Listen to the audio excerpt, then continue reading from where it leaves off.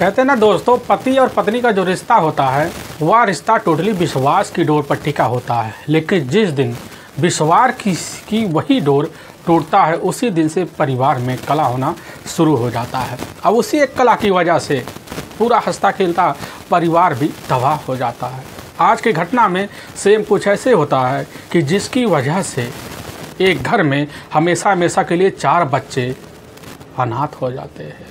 लेकिन जब पुलिस सबके सामने उनके परिवार की दर्द भरी कहानी बयां करती है, इससे सुनने के बाद लोगों के रूह तक खड़े हो जाते हैं। आखिर क्या था आज की घटना में, आज की घटना में क्या हुआ, आज की घटना की आप पूरी तह तक सच्चाई जानने के लिए इस वीडियो को आप लास्ट तक ज़रूर देखिएगा। नमस्कार दोस्तों, मैं प्रदीप कुमार आपको इस टेढ़ी बात चैनल पे मैं स्वागत करता हूं। दोस्तों आज की यह जो सच्ची घटना है, यह घटना सुनाने से पहले मैं आपसे एक छोटा सा रिक्वेस्ट करना चाहता हूं, क्योंकि आप अगर इस चैनल पर नए आए हुए हैं, पहली बार आए हुए हैं, तो एक बार जाकर आप अपने इन्हीं प्यारे हाथों से आप इस चैनल को सब्सक्राइब ज़रूर कर लीजिएगा, ताकि आपकी वजह से आज यह जो वीडियो पटन हो नाते काफ़ी लोगों तक पहुंचाया जा सके। और इसके लिए हम आपके तहे दिल से शुक्रगुजार रहेंगे। दोस्तों आज की यह जो सच्ची घटना है, यह घटना ठीक हरियाणा प्रदेश और उसी में ही सोनीपत ज़िला पड़ता है, ठीक उसी में ही गोहाना एक कोतवाली पड़ता है। मैं बात कर रहा हूँ ठीक है 30 सितंबर साल 2024 का ही। तो गोहाना का जो सड़क होता है, उसी सड़क के किनारे एक अर्धजली कार पड़ी होती है। तभी लोगों की नज़र उसी कार पर पहुँचती है, तो लोग बड़े चमे भरे नज़रों से उस कार को देखते हैं। जैसे ही देखते हैं तो कुछ लोग जो होते हैं कार के करीब जाते हैं। उनकी जो नज़र होती है कार के अंदर जाती है कि देखते हैं कार का जो पिछला सीट है, उसी सीट पर किसी व्यक्ति का डेड बॉडी अर्धजली वहीं पड़ी हुई है। लोग वहाँ चमे पड़ जाते हैं, तो काफ़ी लोग थोड़ी देर बाद वहाँ इकट्ठा हो जाते हैं।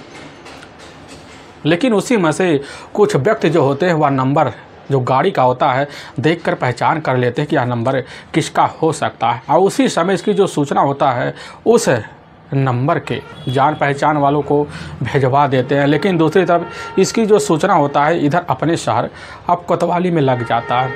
अब लगने की वजह से सादर पुलिस थाने की जो टीम होती है उसी समय मौके पर अपने दल बल टीम को ले लेती है, और लेने के बाद बिना टाइम गंवाए सही में उसी गोहाना के ही अब सड़क पर पहुंच जाती है। देखती है कि सही में भीड़ तो लगा हुआ है। भीड़ को देखकर समझ जाती है कि घटना स्थल तो यही है, और करीब जाती है तो देखती है एक डिजायर कार है जो पूरी तरह से जल चुकी है। लेकिन जब अंदर झांक के देखती है पुलिस की जो टीम होती है ना, तो अंदर देखकर वह भी दंग सा रह जाती है, क्योंकि अंदर पिछली वाली सीट पर एक व्यक्ति का अर्धजली डेड बॉडी पड़ा होता है। पुलिस की टीम वहाँ उस कार की तौर तरीके से निरीक्षण करती है। जब निरीक्षण करती है तो पता चलता है बड़े दर्दनाक मौत इस व्यक्ति को दी गई है। लेकिन जैसे कुछ मिनट बीतता है तो वहीं पर एक व्यक्ति दहाड़ते हुए पहुंच जाता है, चीख चिल्लाने लग जाता, कहने लग जाता है कि साहब यह तो हमारा अपना चचेरा भाई नरेंद्र है। उसी समय पुलिस की जो टीम होती है पता चलता है, जब उससे पूछती है तो वह कहने लग जाता है कि साहब हमारा नाम है अनिरुद्ध सिंह और हमारा यह अपना चचेरा ही भाई है।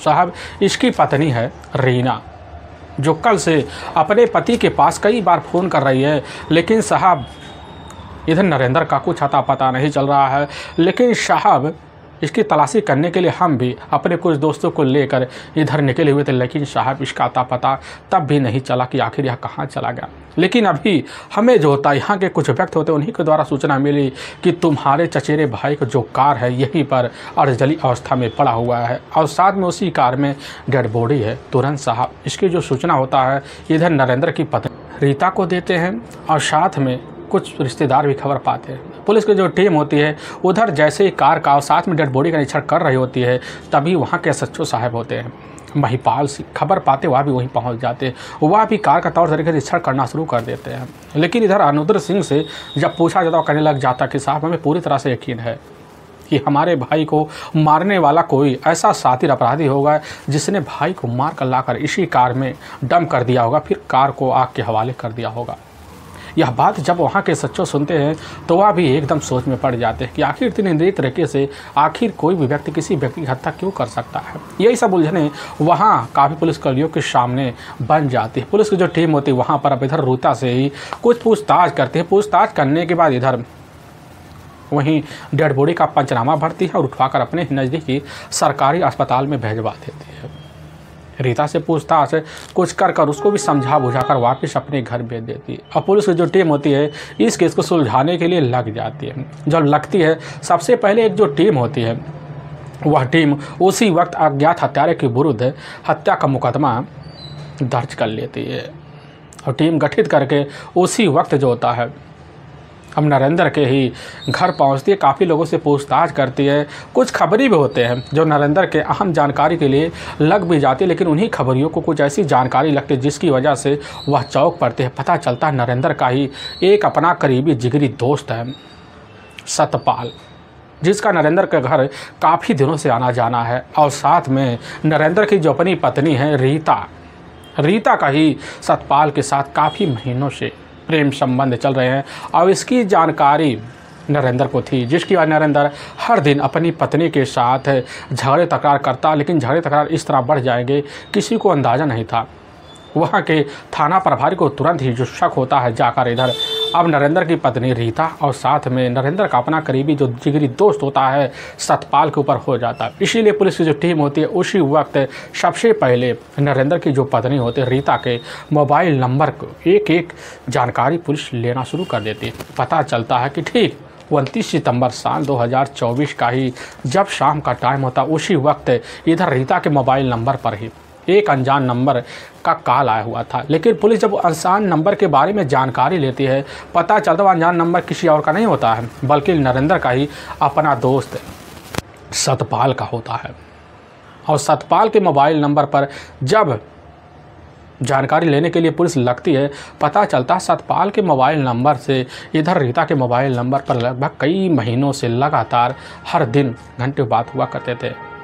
लेकिन घटना के दिन तो कई बार रीता के मोबाइल नंबर पर इधर सतपाल के मोबाइल नंबर से कॉल किए गए होते हैं, जिसकी वजह से पुलिस की जो टीम होती है शंका और बढ़ा पड़ती है। उसी वजह और कारण बनना शुरू हो जाता है। इसीलिए पुलिस की जो टीम होती है इधर सबसे पहले सतपाल और साथ में रीता को जाती है उनके घर से इधर जबरदस्ती थाने लेकर पहुंच जाती है। लेकिन जब पहले सतपाल से पूछा जाता है तो पहले सतपाल जो होता है पुलिस को घुमाने की बड़ा कोशिश करता है, लेकिन पुलिस के सामने पहले काफ़ी सारे सबूत पड़े होते हैं, जिसकी वजह से पुलिस की टीम वही CDR डिटेल निकाल कर सतपाल के सामने रख देती है। लेकिन सतपाल जैसे CDR डिटेल को देखता है तो उसी वक्त उसका जो चेहरा होता है जो रंगत होता है एकदम सा उड़ जाता है, क्योंकि सतपाल कोई ऐसी सातिर मुजरिम था नहीं जो पुलिस के सामने ज़्यादा देर अब टिक पाए। इसीलिए बिना किसी आगे सख्ती दबाव के सतपाल अपने जिगरी दोस्त नरेंद्र का हत्या खुद अपने हाथों से किए हुए स्वीकार कर लेता और साथ में अपनी प्रेमिका इधर रीता का भी अपने इसी साजिश में नाम ले लेता है। पुलिस की टीम के सामने जैसे रीता का नाम लेता पुलिस की टीम जो होती है उसी वक्त जाती है रीता को अब इधर नरेंद्र के जिगरी दोस्त अब सतपाल के सामने लाती है। लेकिन जब रीता सतपाल को देखती वह भी समझ जाती है कि सतपाल तो अपना जुल्म लग रहा कबूल कर लिया, इसीलिए हमें भी पुलिस के सामने जल्द अब टूट जाने चाहिए। और रीता भी वही बात स्वीकार कर लेती है। लेकिन रीता और साथ में सतपाल जो सच्चाई इधर नरेंद्र की हत्या और साथ में गुप्त हत्या के बारे में रखते से सुनने के बाद लोगों के रूह तक खड़े हो जाते हैं। असल में इधर नरेंद्र जो होता है हरियाणा का एक जाना माना शहर पड़ता है सोनीपत और उसी का गोहाना है एक कोतवाली पड़ता है और ठीक उसी में ही बीच पड़ी एक गांव पड़ता है, उसी गांव का रहने वाला होता है। नरेंद्र के अपने टोटल 2 ही बहनें होती हैं जो ऑलरेडी शादीशुदा होती है। लेकिन नरेंद्र जब शादी की तैयारी करता है उसी वक्त यानी कि घटना से मात्र 9 साल पहले अब नरेंद्र की जो शादी होती है जाकर उसी इलाके की रहने वाली रीता होती है, देखने में खूबसूरत होती है, उसके साथ जाकर नरेंद्र की शादी तौर तरीके से हो जाता है। और नरेंद्र और साथ में रीता दोनों अपनी खूबसूरत ज़िंदगी अपने हिसाब से बिताना शुरू कर देते हैं। ऐसे बीतते बीतते जब कुछ महीने का वक्त बीत जाता है, बीतने के बाद रीता और साथ में नरेंद्र दोनों एक बच्चे के माँ बाप बन जाते हैं। घर में खुशियों का 4 चांद लग जाता है। लेकिन जब समय भागने लग जाता है, समय के हिसाब से जो होता है, नरेंद्र और साथ में इधर रीता के बीच टोटल मिलाकर 4 बच्चे हो जाते हैं, जिसमें अब 3 बेटियां और 1 बेटा होता है। अब जब पारिवारिक खर्चा इधर खुद जाकर नरेंद्र के ऊपर पड़ना शुरू हो जाता है, जिसकी वजह से नरेंद्र पारिवारिक खर्चा नहीं झेल पाता और इधर रीता भी पारिवारिक खर्चा ना झेल पाने की वजह से अपने पति के ऊपर दबाव मानना शुरू कर देते हैं कि आखिर तुम्हारे माता पिता का तबीयत इस वक्त ज़्यादा ख़राब रहता है, तुम्हारे बच्चों का जो पढ़ाई को जो खर्चा है दिनों दिन बढ़ता चला जा रहा है, जिसकी वजह से उनका पढ़ाई का खर्चा और ना तुम्हारी माता पिता का दवाई का खर्चा यहाँ पूरा हो पा रहा। इसीलिए हम तुम्हें एक राय मशवरा दे रहे हैं, तुम इसी वक्त नौकरी की तलाशी करने के लिए लग जाओ। अगर नौकरी नहीं मिल रही है, तुम बाहर शहर का रास्ता देख लो। लेकिन जब नरेंद्र यह बात सुनता है तो अपनी पत्नी के सामने अपनी माँ और बाप का ही सेवा का जिक्र कर देता है, जिसकी वजह से हर बार इधर रीता की बात को नरेंद्र टाल दिया करता था। अब यह सिलसिला टालने का जो सिलसिला होता है, हर बार चलना शुरू हो जाता है। तभी घटना से मात्र कुछ साल पहले जो होता है, नरेंद्र के जो अपने पिता होते हैं, एकाएक उनको दिल का दौरा पड़ता है, जिसकी वजह से हमेशा के लिए इस दुनिया को छोड़ के चले जाते हैं। लेकिन 2 महीना ही नहीं बीतता है, नरेंद्र की जो अपनी माँ होती वह भी इस दुनिया को छोड़कर अब चली जाती है, जिसकी वजह से इधर नरेंद्र के ऊपर एकदम दुखों का पहाड़ टूट पड़ता है और रीता के ऊपर भी पारिवारिक खर्चा और साथ में दुखों का पहाड़ एकाएक टूट पड़ता है, जिसकी वजह से रीता अब अपने पति नरेंद्र के ऊपर अब नौकरी के लिए हर वक्त दबाव मानना शुरू कर देती है कि नौकरी जाकर करो, नहीं तो पारिवारिक खर्चा चलने वाला नहीं है, क्योंकि हमारे पास उतने खेत नहीं है जिसकी वजह से पारिवारिक खर्चा अब चल पाए। और नरेंद्र को भी समझ में आ जाती है कि हमें भी नौकरी की तलाशी करना चाहिए। तभी नरेंद्र का ही एक अपना करीबी दोस्त होता है, जो उसी गोहाना इलाके का रहने वाला होता है। और नरेंद्र जब उससे नौकरी की जिक्र करता है, तुरंत वह कहने लग जाता है कि दोस्त, इसी गोहाना के ही अब रहने वाले बारपाल हैं, उन्हीं का एक टैक्सी है, उसी के लिए अब ड्राइवर की आवश्यकता है। अब जब नरेंद्र यह बात सुनता है, उसी वक्त अपने दोस्त की बात मानता है और गोहाना जाता है और उसी कार ड्राइवर के मालिक से मिल जाता है। और जब मिलता है तो पता चलता है कि सही में एक टैक्सी खाली है और उसी वक्त मालिक से बात कर कर टैक्सी चलाने का जिम्मा जो होता है खुद ले लेता है और उसी दिन से वह टैक्सी चलाना अब शुरू कर देता है। टूर पर टैक्सी अपना ले जाना शुरू कर देता, लेकिन जब टूर पे जाता तो लौटते वक्त उसे कुछ सवारियां भी मिल जाती और मिलने की वजह से उसके पास थोड़े बहुत एक्स्ट्रा पैसे भी जाते हैं, उसकी वजह से उसकी घर का जो पारिवारिक खर्चा होता है और तौर तरीके से चलने लग जाता है। तभी घटना से मात्र कुछ साल पहले इधर नरेंद्र जो होता है सोनीपत स्टेशन पे पहुंच जाता है और पहुंचने के बाद वहां शाम का जब टाइम हो जाता सोचने लग जाता, अगर हमारे गोहाना कस्बे की और साथ में हमारे इलाके के कोई भी सवारी मिल जाती तो आज हमारी 4 चाँद लग जाता, क्योंकि काफ़ी दूर की सवारी होती है। इसीलिए वहाँ खड़ा होकर एक दुकान पे चाय पी रहा होता है। तभी उसी के सामने एक व्यक्ति बड़ी ज़ोर से हाँपटा दापटा कर उसी टैक्सी के पास खड़ा हो जाता। उसके दोनों हाथ में सूटकेस होते हैं। वह व्यक्ति तुरंत टैक्सी ड्राइवर को बुलाना शुरू कर देता है, लेकिन जैसे ही उस व्यक्ति की आवाज़ इधर जाकर अब नरेंद्र के कान में पहुंचता है, तुरंत ही देखता हो जाता है, अपनी टैक्सी के पास खड़ा हो जाता है। वह व्यक्ति कहने लग जाता है कि हमें गोहाना की तरफ चलना, हमें जल्दी ले चलो, काफ़ी देर हो रही है। यह बात जब सुनता है नरेंद्र, उस व्यक्ति की बात मान लेता है और उसके सूटकेस जो होते हैं अपने टैक्सी के ऊपर रख देता है। वह व्यक्ति जो था उसी समय कहने लग जाता है, अभी कुली हमारा कुछ सामान लेकर आ रहा है, आप सिर्फ 2 मिनट रुको।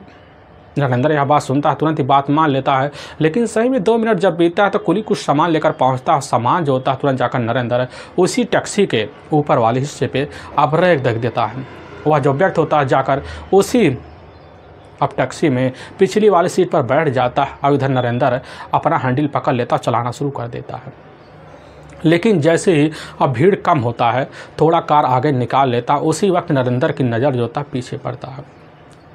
कहने लग जाता है कि सर आपको कहाँ चलना है। तो वह उसी वक्त जो व्यक्ति होता है एक बार सोच में पड़ जाता, कहने लग जाता है कि हमें गोहाना की तरफ चलना है। लेकिन इधर जैसे ही अपनी कार आगे बढ़ाता है, कहने लग जाता है कि साहब एक बार बता दीजिए आपको किस गांव में चलना है। वह व्यक्ति कह देता है कि हमें जो होता है ठीक गोहाना कस्बा का ही बीच पड़ी गांव है, उसी गांव में चलना है। लेकिन जैसे ही यह बात सुनता है, इधर नरेंद्र चौंक से जाता कि आखिर यह व्यक्ति हमारे गांव में किसके घर जा रहा है? और यही सवाल जो होता है नरेंद्र उस व्यक्ति से कर देता है। और जब करता है तो वह व्यक्ति भी चौंक जाता है कि आखिर बिचपड़ी गांव के बारे में आपको कैसे जानकारी है? तो इधर नरेंद्र कह देता हम तो उसी गांव के रहने वाले हैं। लेकिन जैसे ही यह बात पीछा बैठे हुआ जो व्यक्ति होता है सुनता करने लग जाता है कि हमें उस गाँव में चलना है। तो नरेंद्र कह देता है कि सर एक बार आप अपना नाम बता दीजिए। काफ़ी बार जिद करता है, लेकिन जो अनजान व्यक्ति होता है, जो मुसाफिर होता है, उसी वक्त नरेंद्र से कह देता है कि हमारा नाम है सतपाल। और लेकिन जैसे ही यह बात सुनता है नरेंद्र, उसी वक्त उसके जो पैर होते हैं ब्रेक पे पड़ते हैं और गाड़ी वहीं पर रुक पड़ जाती है। तुरंत कार में से निकलने के बाद डिग्गी खोल लेता है और वह भी जाकर पीछे वाले सीट पर उसी समय अपने हाथ फेरता है और जाकर उसी व्यक्ति के गले लग जाता, कहने लग जाता है कि तू तो हमारा जिगरी दोस्त है सतपाल। 8 साल पहले हमसे बिछड़ कर किस दुनिया में चला गया था। लेकिन वह जो व्यक्ति होता कहने लग जाता है कि आप कौन हैं? आपको हम नहीं पहचान पाए। वह कहने लग जाता है कि अरे हम तो तुम्हारे जिगरी दोस्त हैं नरेंद्र। और जैसे ही यह बात सुनता है सतपाल, उसी समय इधर नरेंद्र को सतपाल गले लगा लेता है और नरेंद्र भी सतपाल को गले लगा लेते हैं। दोनों एक दूसरे के ऐसे मुलाकात करते हैं जैसे लगता है बरसों पुराने दोनों के प्यार बिछड़े हुए पहले से परे होते हैं। मुलाकात करते हैं, अपने बचपन की याद ताज़ा करते हैं। लेकिन सतपाल जो था नरेंद्र से उसी वक्त माफ़ी मांगने लग जाता, कहने लग जाता कि दोस्त हम दोनों ने मिलकर एक साथ इसी गोहाना में ड्राइवरी सीखी और फिर हम सोनीपत चले गए। फिर सोनीपत जाने के बाद हम दिल्ली चले गए, वहाँ बड़े ही गाड़ी की ड्राइवरी करना शुरू कर दिया। लेकिन वहाँ से हमारा वीज़ा निकल गया, जिसकी वजह से हम दुबई चले गए और दुबई में ही अपना तौर ठिकाना बना लिए। लेकिन कुछ वक्त के लिए अपने घर आए थे और शादी कर दोबारा अपने परिवार को लेकर दुबई चले गए थे। तुमसे मुलाकात आज तक नहीं हो पाई, इसीलिए हम तुमको पहचान नहीं पाए। लेकिन वहीं पर नरेंद्र पाकर अपने दोस्त के सारे शिकवे गिलों को भुला बलता है और कहने लग जाता कि दोस्त इस वक्त तुम हमारे घर चलोगे और अपनी भाभी इधर रीना के हाथों के आज बेहतरीन खाना तुमको खिलवाएंगे। वह बात जब सुनता है सतपाल कह देता है कि ठीक है चलो। लेकिन नरेंद्र कह देता है कि आखिर भाभी तुम्हारे बच्चे कहाँ रह गए? सतपाल कह देता है कि हम तो परसों ही दिल्ली पहुँचे और दिल्ली में जब पहुँचे तो हमारी जो पत्नी होती है उसके जो बच्चे होते हैं 2-3 दिन के लिए अपने मायके गए हुए हैं। हम भी 1 दिन रहे, फिर वहाँ से तुरंत ही सवारी पकड़ कर यहाँ आ गए।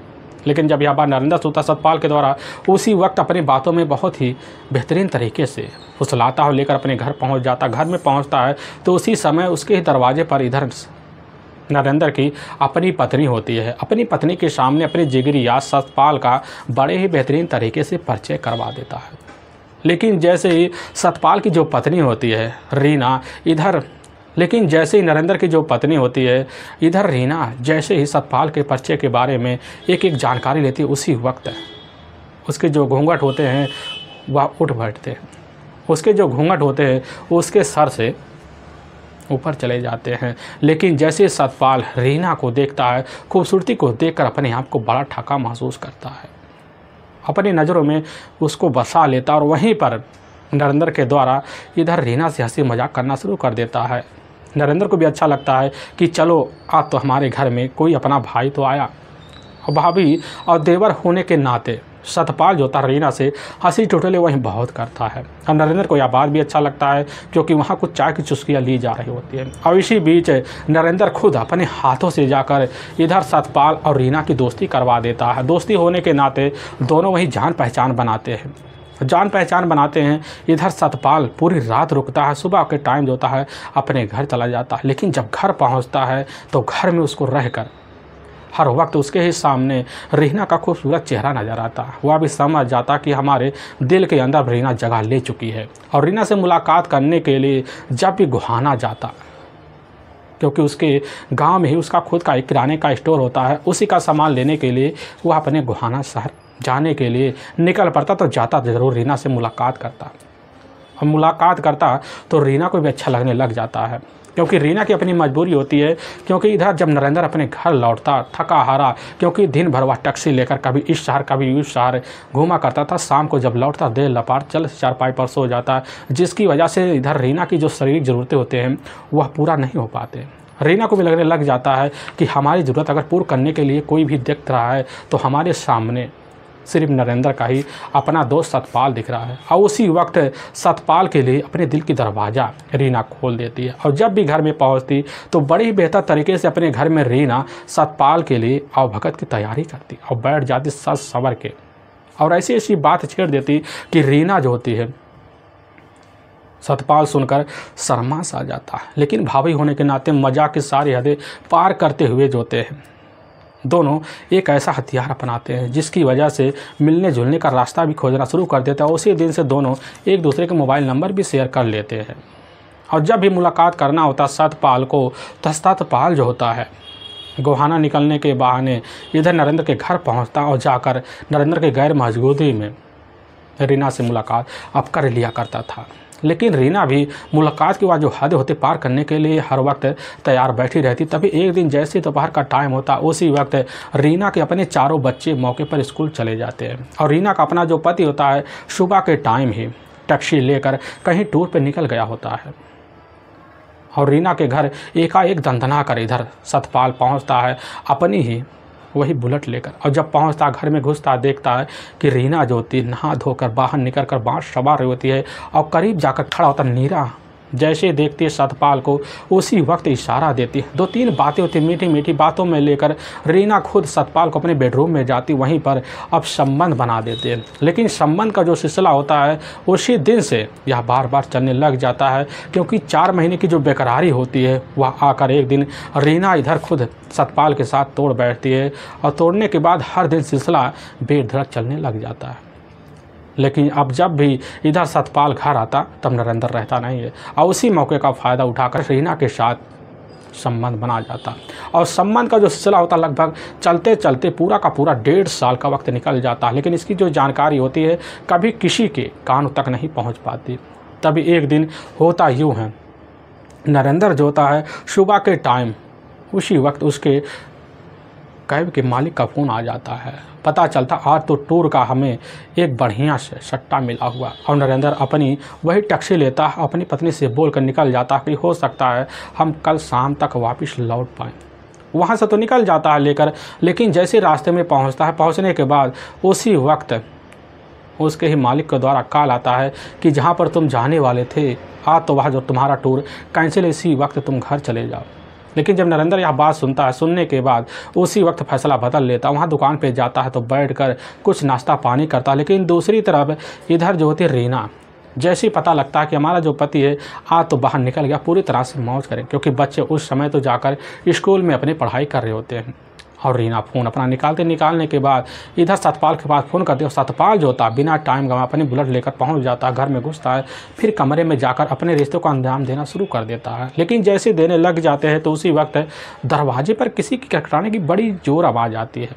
रीना बड़े अचमे भरे नज़रों से देखती है दरवाजे पर, आउट खड़ी होती है और जाकर जैसे दरवाज़ा खोलती है तो उसी वक्त खुलता खुद रीना का जो अपना पति होता है नरेंद्र दिखाई देता है और रीना और साथ में सतपाल के जो होश होते हैं एकदम खोस आ जाते हैं, ना कुछ सोच पाते ना कुछ समझ पाते। लेकिन सतपाल जो होता है वहाँ से अपने कपड़े लेकर मौके पर तो फरार तो हो जाती है, रीना वहीं मिल जाती। वहीं पर पहले नरेंद्र जब पाता बेहद तरीके से पिटाई कर देता है और वहीं पर अपनी पत्नी से कबूलवा भी लेता है कि आज के बाद तुम्हारा उससे मिलना जुलना बंद है, कबूल भी लेती है।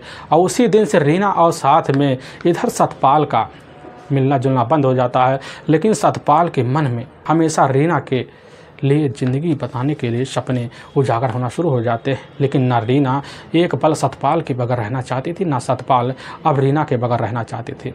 लेकिन जब कभी शाम का टाइम होता, शाम के टाइम जो होता है इधर जब नरेंद्र घर पे लौटता नशे में लौटता अपनी पत्नी को वही सतपाल का नाम लेकर पिटाई करना शुरू कर देता है और जब बार बार पिटाई करता तो रीना भी परेशान हो जाती है। लेकिन मिलना जुलना एकदम दुश्वार हो। लेकिन रीना को जब दिखाई देता हमारा जो पति होता आज टूर पर निकल गया तो मौका निकालती खुद सतपाल से मिलने के लिए होटल में जाती, अपने रिश्तों को अंजाम दे। सिलसिला जब चलने लग जाता है लेकिन इधर नरेंद्र का अपने पत्नी के पिटाई के लिए एक भी कसर नहीं छोड़ता, चाहे जो करना होता पिटाई जरूर करे। लेकिन जिसकी वजह से रीना अब ज़्यादा परेशान हो जाती। तभी रीना एक दिन रेस्टोरेंट में जाती है लेकिन वहीं पर सतपाल भी होता है। सतपाल के सामने अपनी सारी दुखड़े सुनाना शुरू कर देती है और जब शुरू कर देती है तो उसी वक्त अपने शरीर का कुछ हिस्सा जो होता है सतपाल को दिखाती, पता चलता उस पर काले काले निशान है, किसी डंडे के निशान है। नज़ारा देखकर वहीं सतपाल दंग सा रह जाता। उसी समय सतपाल कहने लग जाता कि आखिर इसका तोड़ क्या है, जल्दी बताओ। रीना कह देती है इसका एक ही तोड़ है, हमारे ज़िंदगी में अगर जो भी अड़ंगा बन रहा है, यहाँ तक हमारा पति है, क्यों ना उसको तुम मिलकर हमेशा मेरे लिए ठिकाने लगा दो, ताकि हमारी जो ज़िंदगी है अब आगे चलकर तुम्हारे हवाले हो जाए और हम दोनों मिलकर बेहतर तरीके से शादी के तहत अपनी ज़िंदगी बिता सकें। यह बात जब सुनता है सतपाल तुरंत ही रीना की बात में आ जाता और हामी भर लेता है और उसी वक्त दोनों मिलकर एक गुप्त ऐसा प्लान बनाते हैं जिस प्लान को सोचकर लोगों का कलेजा तक हिल जाता है और उसी प्लान के तहत अपने काम को अंजाम देने के लिए अब लग जाता है। तभी एक दिन शाम का जब टाइम होता है उसी वक्त सतपाल जो होता है खुद दंदना कर अपनी बुलेट लेकर नरेंद्र के घर पहुंचता। नरेंद्र घर पर होता है और जाकर उसका पैर पकड़ लेता, कहने लग जाता आज के बाद तुम्हारी पत्नी से हमारा कोई रिश्ता नहीं है, तुम दोनों अपनी ज़िंदगी में खुश रहो, लेकिन हाँ इस खुश को जाहिर करने के लिए हम तुम्हारे साथ इस तरह की पार्टी करना चाहते हैं। और नरेंद्र सतपाल की बात मान लेता, वहीं पार्टी करते हैं, लेकिन रोज़ का शराब का पार्टी जो होता है दोनों का चलने लग जाता है।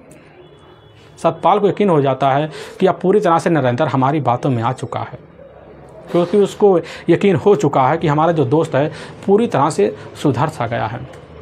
लेकिन जब सतपाल को लगने लगता है कि अब हमें टाइम नहीं लगाना चाहिए अपने दोस्त को रास्ते से ठिकाने लगाने के लिए, और तभी ठीक जो होता है इधर 29 सितंबर साल 2024 का ही अब जैसे शाम का टाइम होता उसी वक्त सतपाल जो था नरेंद्र के पास फ़ोन कर देता है, कहने लग जाता इस समय हम तुम्हें आज पार्टी के लिए इनवाइट कर रहे हैं। और जैसी आप बात सुनता नरेंद्र जो था एक तो शराब का आदी बन चुका होता है, शराब की बात सुनकर तुरंत ही नरेंद्र तैयार हो जाता है और नरेंद्र जो था उसी वक्त निकल पड़ता है, पाल के बताए हुए ठिकाने पर पहुंच जाता है। लेकिन जब पहुंचता तो वहीं पर सतपाल पहले से पैक जमा के बैठा होता है और पैक लगाना वहीं पर नरेंद्र शुरू करता है, जिसकी वजह से थोड़ी देर बाद नशे में बेधुत हो जाता है। लेकिन उसी शराब की शीशियों में काफ़ी सारी नींद की गोलियां होती है, जिसकी वजह से नींद की गोली असर करना शुरू कर देती। थोड़ी देर बाद इधर सतपाल जब देखता नरेंद्र को काफ़ी गहरी नींद में सो चुका है, लेकिन सतपाल के एक ही आवाज़ में बगल से रीना निकलती है और रीना जैसे देखती है समझ जाती है कि हमारे पति का सारा काम हो गया है। तो उसी वक्त रीना और साथ में सतपाल दोनों नरेंद्र को अपने हाथ में ले जाकर उसी टैक्सी में डाल देते हैं जिस टैक्सी को नरेंद्र चलाया करता है। और उसी टैक्सी को चलाते चलाते इधर खुद सतपाल जो होता है ले जाता है उसी गोहाना के रोड पर। और जब लेकर पहुंचता है देखता है चारों तरफ रात का सन्नाटा हो चुका है। तभी गोहाना के बुटाना माइनर की पटरी पड़ता है, वहीं कार चढ़ा देता है और आगे चलाते चलाते ग्रीन फील्ड हाईवे के पास पहुंच जाता है। जब देखता है चारों तरफ सुनसान है, उसी वक्त रीना और साथ में इधर उसका अपना जो प्रेमी होता है। अब सतपाल दोनों बाहर निकलने के बाद उसी कार के ऊपर काफ़ी सारी केरोसिन डाल देते, फिर उसी कार को आग के हवाले करते थे, जिसकी वजह से नरेंद्र जो होता है बेहोशी की अवस्था में, जिंदा की अवस्था में उसी कार में मौत की नींद में आग की लपेट में सो जाता। लेकिन जब दोनों को तसल्ली हो जाता है कि यह तो सारा मामला रफा दफा हो गया है, तो इधर सतपाल और साथ में अब रीता दोनों अपने अपने घर पहुंच जाते, अपनी ज़िंदगी जीने के लिए लग भी जाते हैं। लेकिन पुलिस के जो हाथ होते हैं दोस्तों करने में भी नहीं कहने में भी लंबे होते हैं। लेकिन वाकई में दोस्तों पुलिस के सामने जब यह सच्चाई सतपाल और साथ में रीना की तहरीर पर आता, पुलिस की जो टीम होती है सुनकर एकदम सा दंग से रह जाती है। पुलिस की जो टीम होती है सतपाल और रीना को अपने कस्टडी में ले जाकर वहाँ के ही कोर्ट में पेश कर देती है और कोर्ट में दोनों के ऊपर काफ़ी गंभीर धारा में मुकदमा दर्ज करा दिया जाता है। ले जाकर वहीं के ही जेल में एक लंबी सज़ा के लिए डाल भी दिया जाता है। लेकिन रीना और साथ में नरेंद्र के जो चारों बच्चे होते हैं, एक तो अपने पिता और साथ में अपनी माँ से हमेशा हमेशा के लिए अनाथ हो जाते हैं, लेकिन अनाथ भरी ज़िंदगी जीने पर मजबूर भी हो जाते हैं। दोस्तों हमें इस घटना का सुनाने का जो उद्देश्य है किसी के दिल को ठेस पहुंचाना नहीं है, बल्कि आपको यह बताना है कि आप जहां भी रहें आप सावधान और सतर्क जरूर रहे। दोस्तों फिर मिलेंगे एक नए वीडियो के साथ, तब तक के लिए जय हिंद और जय भारत।